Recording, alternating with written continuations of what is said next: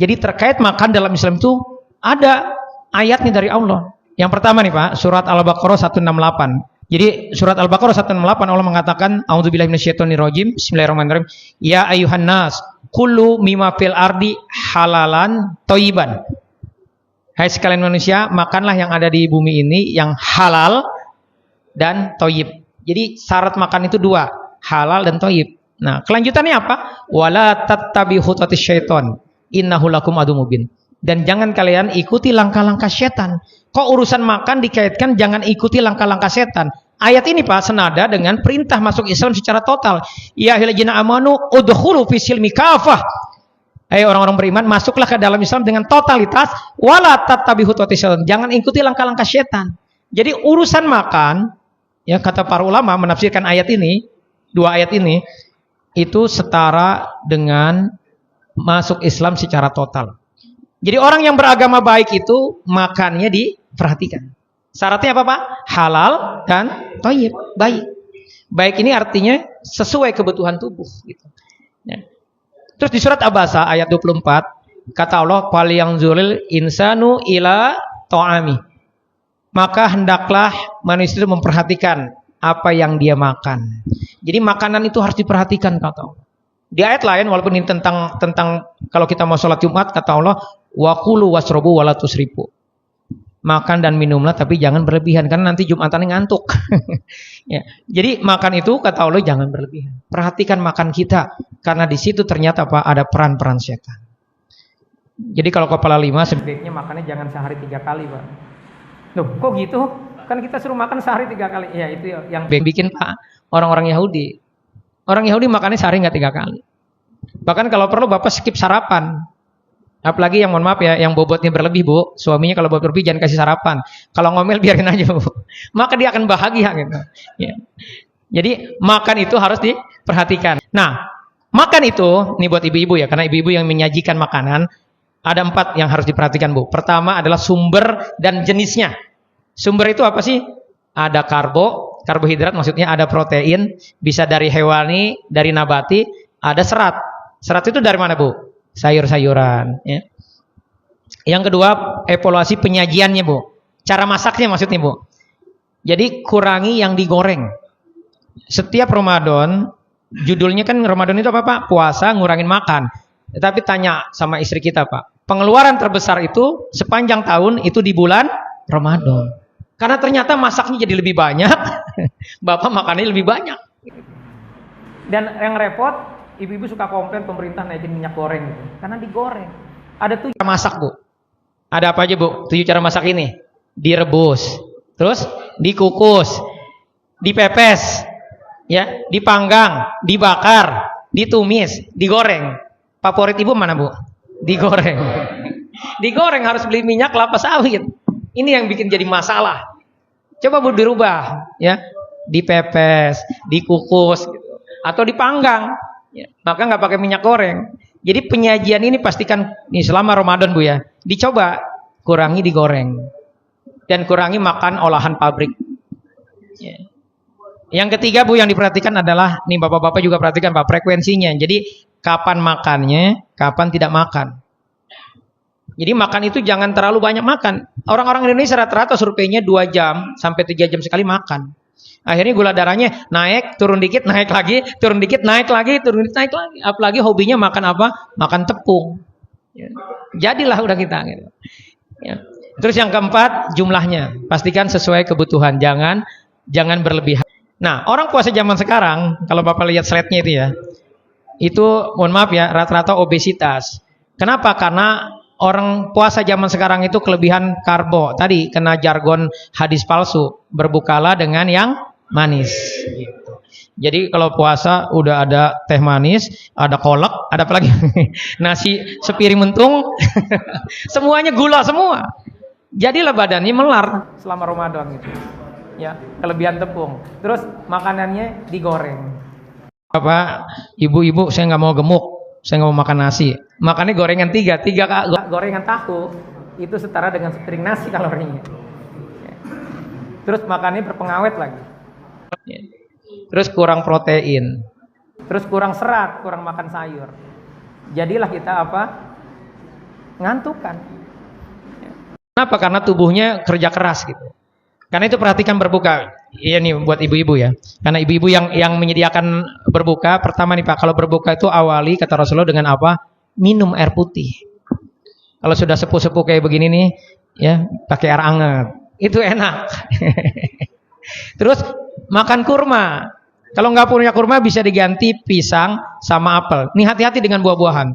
Saya sempat kebingungan dulu. Asam urat saya selalu 8,5. Kok nggak bisa normal gitu? Ya. Padahal saya sudah ngurangi makan daging, konsumsi purin udah berkurang. Oh ternyata karena saya rajin makan anggur, makan buah. Buah sekarang itu aneh-aneh. Nih Pak ya, dulu buah itu ada musimnya. Sekarang durian sepanjang tahun ada. Terus buah sekarang pasti manis. Ini ternyata manisnya buah, fruktosa itu bikin ginjal kesulitan buang purin. Ini penyebab kenapa waktu itu saya akhirnya asam uratnya susah turun. Begitu saya nggak makan buah lagi, terutama buah-buah yang manis-manis, ya turun. Jadi makan apa Pak? Kalau buka puasa minum air putih, makan kurma maksimal 3. Dan kurmanya Rasulullah yang dimakan itu kurma ajwa Pak, kurma kecil. Kita ya mejol yang dimakan, 3 lagi kenyang. Dan kurma sekarang itu manis apa enggak Pak? Kurma sekarang manis-manis. Ini jadi masalah tersendiri. Tubuh yang tadinya istirahat, ya tiba-tiba kaget. Jadi makan apa Pak kalau buah malas. Jadi kalau maghrib itu ya takjilnya cukup air putih sama kurma. Maksimal 3 kurmanya udah. Setelah itu langsung sholat maghrib, habis maghrib baru makan.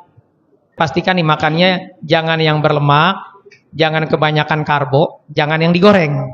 Ini kalau mau sehat, makan apa dong? Makan telur dulu, telur rebus.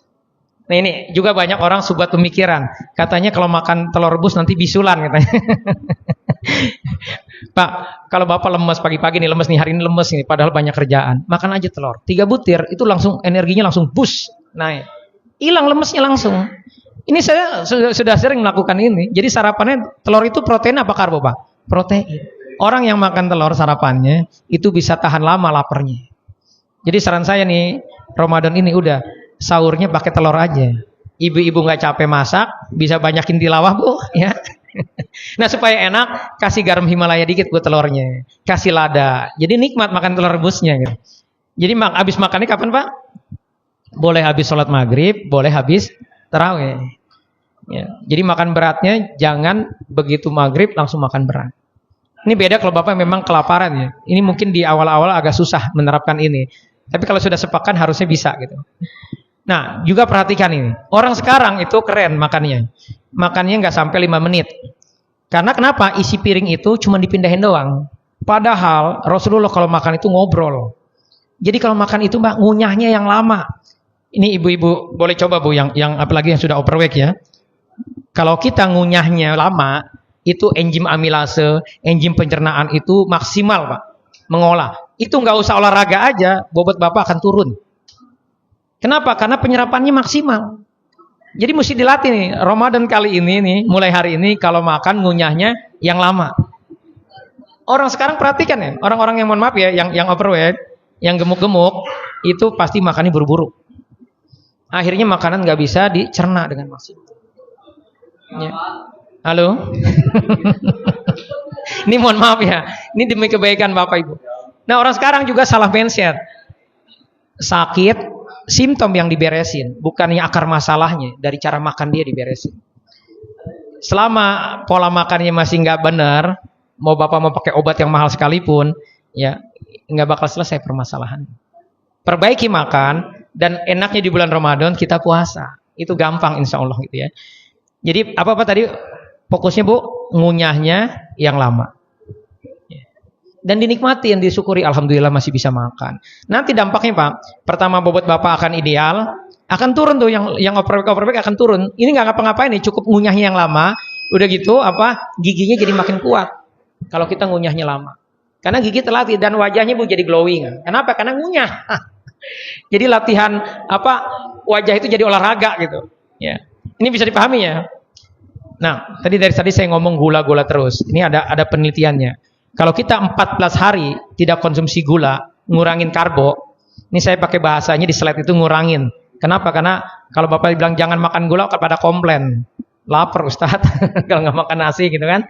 Padahal faktanya enggak Pak. Ya. Tergantung mindset kita. Kalau 14 hari kita ngurangin gula, Bu, pertama badannya jadi lebih segar. Jadi enteng Pak. Nggak gampang capek. Ini yang ngantukan, yang gampang capek, ya kurangi coba gula.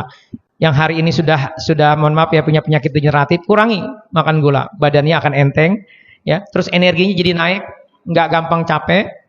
Bangun tidur jadi fresh, moodnya stabil, nggak swing. Ya. Terus lemak perutnya berkurang.